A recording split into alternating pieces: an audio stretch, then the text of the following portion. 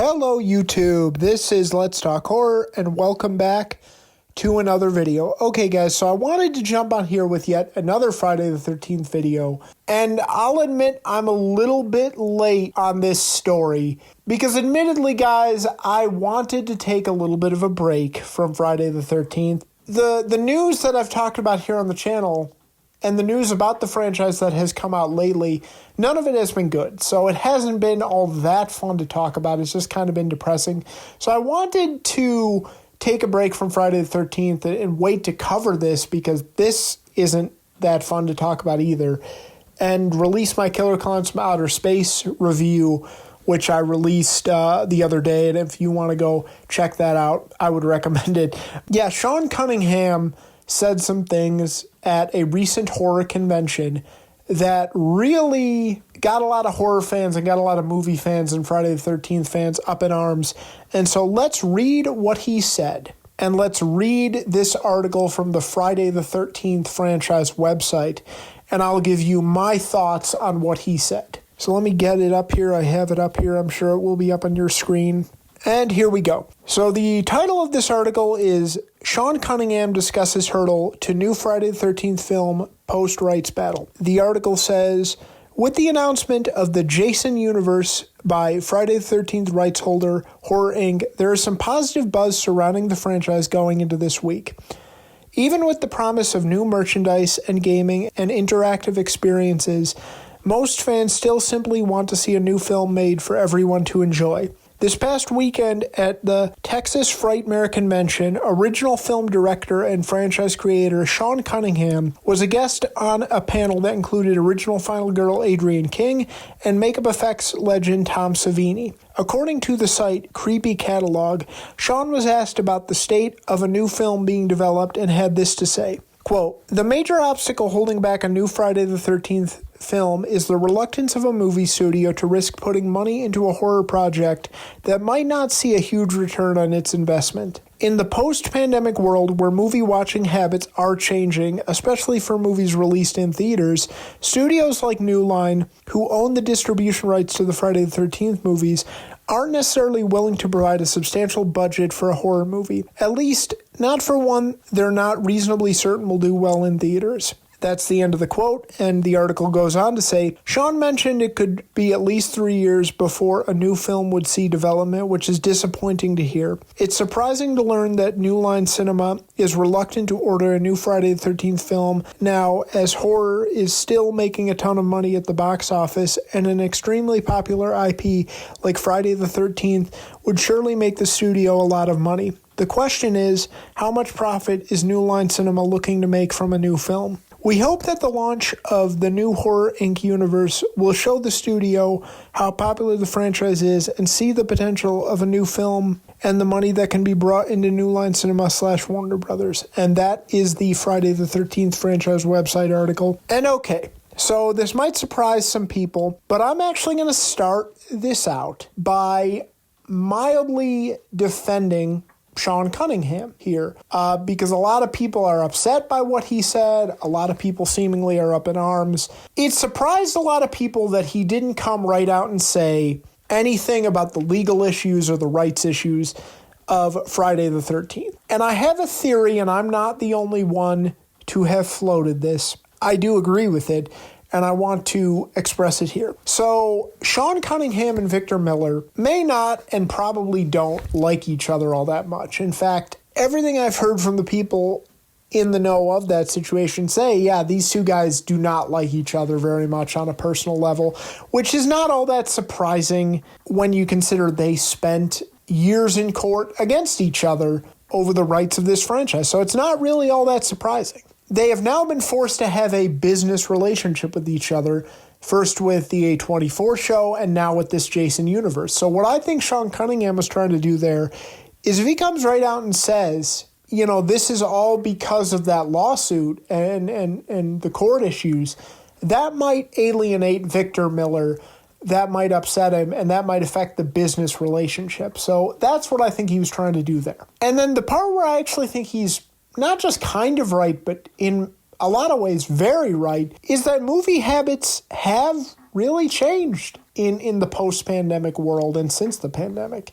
You know, we see it a lot, and I know that Mad Max sequel, Furiosa, has this conversation kind of revved up again. I was just watching a Drum Dums video where he was talking about how that bombed at the box office, even though it got pretty good reviews, and why people aren't going to the movie theaters as much as they were before the pandemic. I would recommend going to check that video out. But yeah, it is true. I mean, we saw it with Halloween Kills and Halloween Ends too, where those movies got day and date releases on Peacock with their theatrical releases. We either see that a lot more often, or we see movies go right to streaming even before their theatrical runs are over. So the way we watch movies and the way studios release movies is definitely different since the pandemic and in the post-pandemic world. So he's not entirely wrong on that.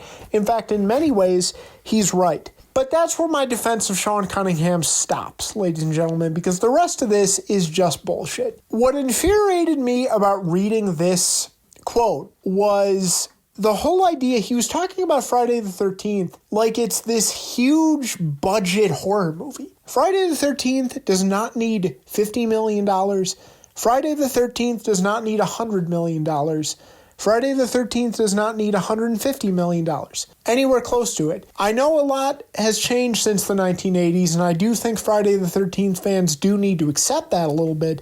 But one thing that has not changed is Friday the 13th and slashers in general do not need this huge budget. So you need to stop talking about Friday the 13th like it's this huge horror movie that needs this massive budget. It doesn't. You can honestly make Friday the 13th movies for pennies by Hollywood standards. That was part of their appeal in the 1980s with Paramount, and I don't think it's changed all that much in that aspect. I really don't. You know, you could get a new Friday the 13th movie and make it for 5, 10, 15 million. And 15 million may even be high. Yeah, I think that's just bullshit that he kind of framed it that way. And then even the whole thing about, oh, well, studios don't want it. Oh, well, New Line doesn't want to do it. They won't do it if they won't get a substantial return. My other point is that I'm not convinced studios don't think they would get a substantial return. I'm really not.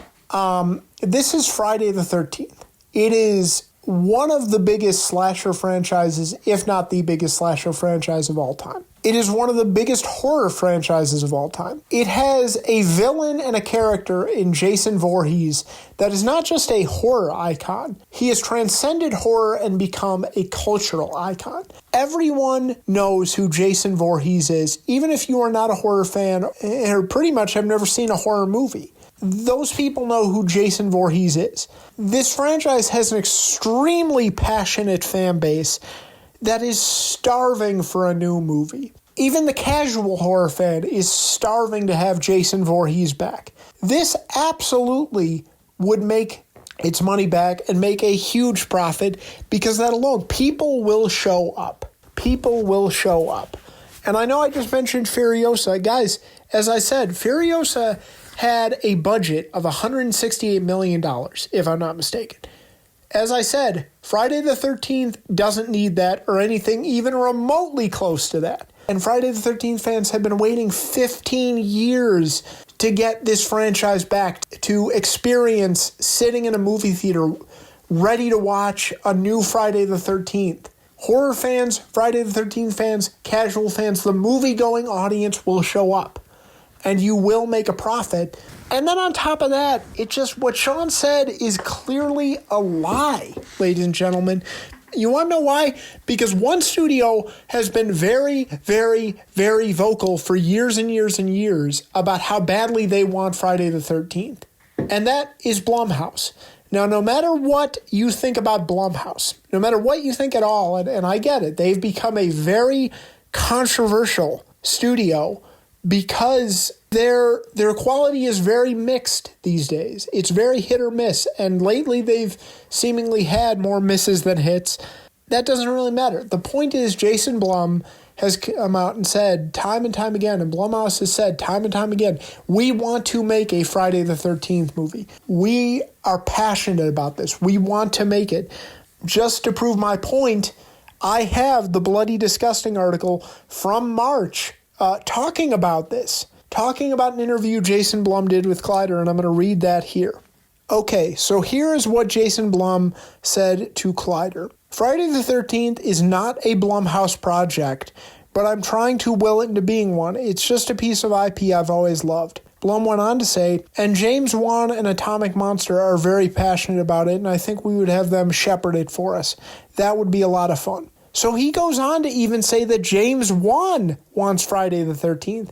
James Wan, would shepherd it for them. Maybe even James Wan would sit in the director's chair to make this. I don't know that for sure, but you see my point, guys. Blumhouse has made it clear over the years they want Friday the 13th desperately. So I'm just not buying this. I'm not buying it at all. And on top of everything, guess what? Let's not forget this. The next Friday the 13th movie that gets released will be the 13th Friday the 13th. So on top of everything, you have that extra little nugget you can use to hype up and put into the marketing and hype up fans. I'm telling you, when we finally get this movie, and some of you may call this hyperbolic, when we finally get this movie, if we get this movie, this might be the most hyped and anticipated slasher film of all time. This is probably going to be one of the most hyped and anticipated horror movies of all time. I know that's going to sound hyperbolic to a lot of you, but it's really how I feel. And I do think fans will show up. And that's what pisses me off about what Sean Cunningham said. I think he is bullshitting us. I really think he is trying to downplay the effect the legal issues have on this franchise to protect his relationship with Victor Miller.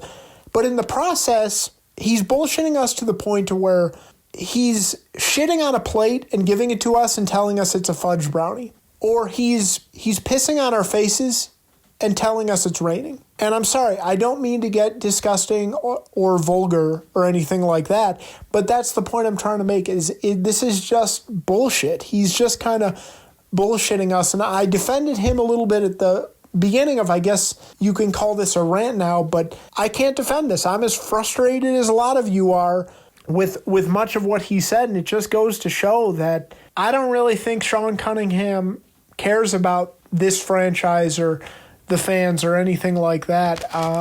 And that's just sad, man. Sad. And if you're going to bullshit us like you just tried to do there, you got to be better at it, because we know a lot of what you're saying is bullshit. Okay, guys, that's going to do it for me today. That's kind of all I have to say on the subject. Comment below and let me know your thoughts on what Sean Cunningham said and the whole situation, and I will see you guys later. Take care.